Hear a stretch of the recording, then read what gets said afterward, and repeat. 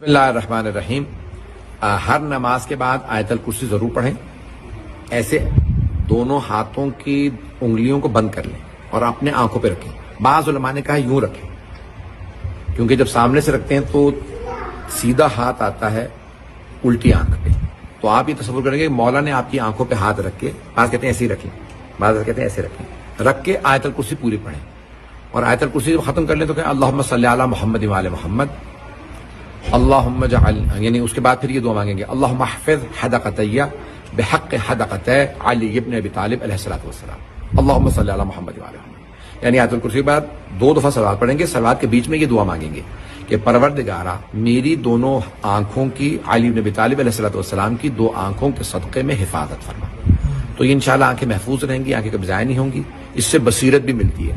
یعنی صرف آنکھوں کی بصارت نہیں آتی، آنکھیں اچھی نہیں رہتی بلکہ انسان لوگوں کو صحیح پہچاننے لگتا.